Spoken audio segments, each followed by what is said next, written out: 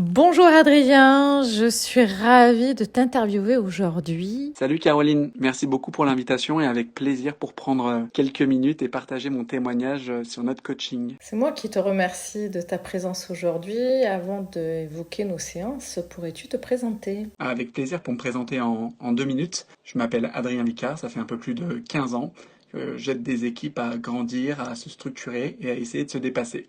Moi j'ai travaillé dans des environnements avec des cultures extrêmement fortes. J'ai une première expérience en Chine.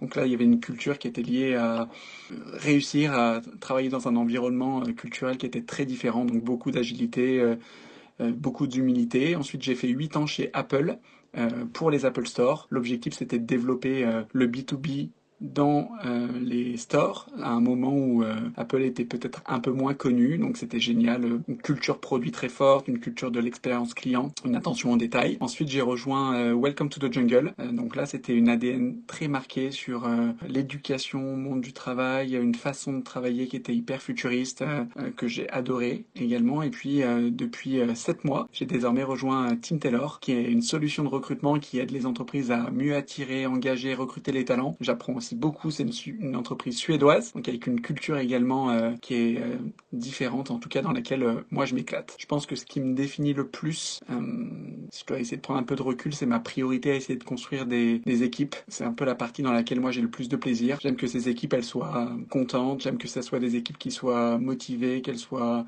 performantes et j'ai aussi en tout cas une attention particulière à ce que ces projets-là à chaque fois soient hyper durables. Sur le deuxième aspect, et je pense que c'est un peu un marqueur de mon parcours, moi j'aime être travailler dans des entreprises qui ont une ADN et une culture très différenciante. Beaucoup de plaisir aussi à pouvoir être l'étendard, en tout cas un ambassadeur pour ces boîtes. Et puis sur le plan personnel, bah, je viens juste de passer le cap des 40 ans. J'ai deux petites filles de 6 ans et de 8 ans. Et moi, j'habite à Marseille depuis 2 ans. Pourquoi as-tu besoin de faire appel à une coach professionnelle? Alors, pourquoi est-ce que j'ai eu besoin de faire appel à une coach professionnelle, surtout à Caroline? Je pense qu'il y a des moments où avancer comme d'habitude, ou en tout cas répéter les mêmes chemins, ça suffit plus. Il y a des temps d'introspection qui sont importants, des temps de pause. Ça peut, euh, Ça peut se traduire par le fait de savoir se poser une fois par mois sur ce qu'on est en train de faire. Ça peut être demander du feedback à ses équipes ou à un tierce. Moi, j'utilise une technique où tous les 3 mois, je prends 30 minutes avec mon équipe et je leur demande deux feedbacks. Un feedback sur quelque chose de positif que je fais, puis un feedback constructif qui me permet d'avoir un échantillon assez large pour avoir une base de travail pour un trimestre.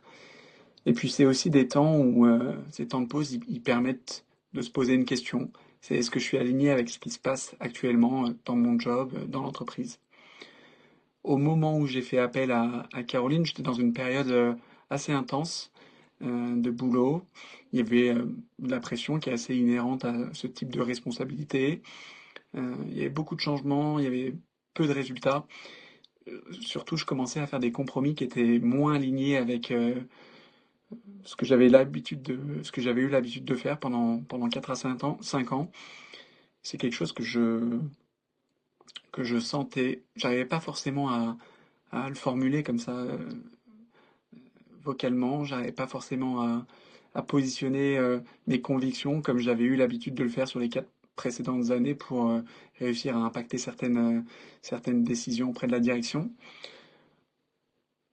C'est En tout cas, ce coaching, il a aussi été permis parce que ma boîte me le permettait.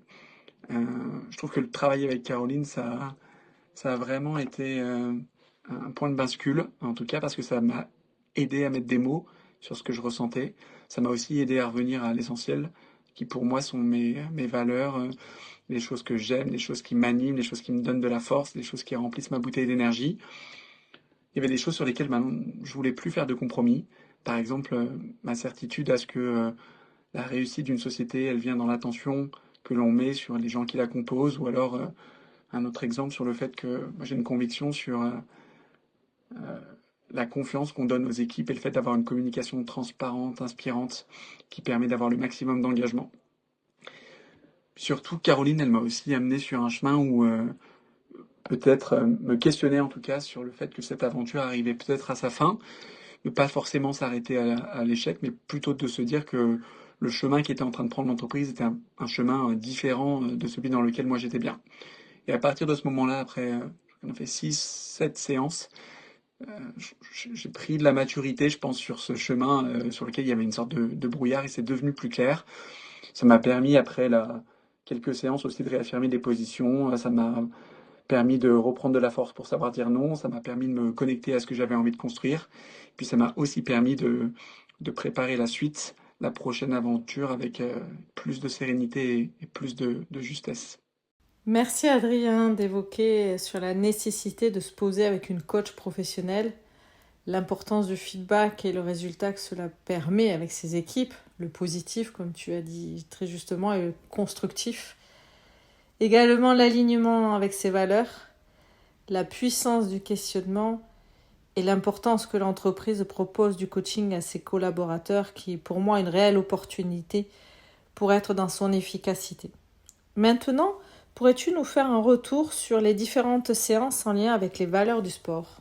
Oui, alors pour te donner quelques exemples de choses qu'on a vues ensemble sur les liens avec le sport, ce que j'ai beaucoup aimé avec Caroline, donc elle a une énorme expérience, mais je trouve que c'était surtout dans sa capacité à pouvoir ancrer les choses dans des exemples concrets.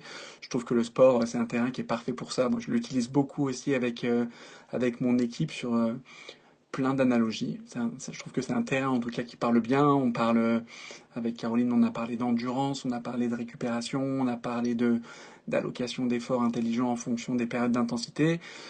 On a aussi parlé de doute, on a parlé d'échecs, de défaites. Ce que j'en ai retenu en tout cas moi, c'est que comme un joueur ou alors comme un athlète qui traverse des fois une période un peu plus difficile après avoir connu le succès, il doit continuer de s'entraîner, euh, pas parce qu'il pas parce que c'est obligatoire, mais parce qu'en fait, il- on sait pourquoi on doit s'entraîner. On doit s'entraîner parce que c'est aussi important de faire fonctionner le mental. C'est important d'avoir des rituels. Il y a une phrase qui m'est restée qu'elle m'avait partagée, c'était tu pourras pas toujours être en sprint sur un marathon.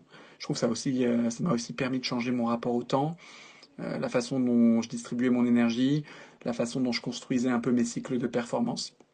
Et je trouve qu'il y a une autre analogie dont on a parlé à un moment, mais qui m'a beaucoup fait réfléchir au cours des séances et sur lesquelles on est revenu. Je suis dans une position, moi, où avec 30, 40 personnes dans mon équipe, euh, ça se transpose très bien à des coachs d'équipes sportives. Et pendant longtemps, moi, ma philosophie, c'est de réussir à avoir quelque chose où on applique une technique qui te permet de gagner. Cette philosophie, elle a très bien marché pendant une période, et puis ça a commencé à s'enrouer, à moins fonctionner, à avoir des moins bons résultats. Donc, comme après avoir gagné par exemple deux trois Ligues des Champions, on se retrouve dans la position où on finit quatrième ou cinquième du championnat, et donc le collectif répond un peu moins, les résultats également. Moi, je savais que c'était une philosophie qui me faisait plaisir, c'est celle qui m'énergise, c'est celle à laquelle je crois, et je pense qu'elle fonctionnait plus dans ce club-là, ou en tout cas, on ne croyait plus au fait que cette philosophie était la bonne pour que on puisse avoir des résultats et être en performance.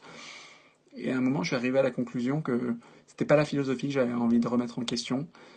C'était peut-être en gros le changement de club qui était nécessaire, comme pour un coach qui a besoin de retrouver de la conviction sur le fait que sa philosophie marche autre part.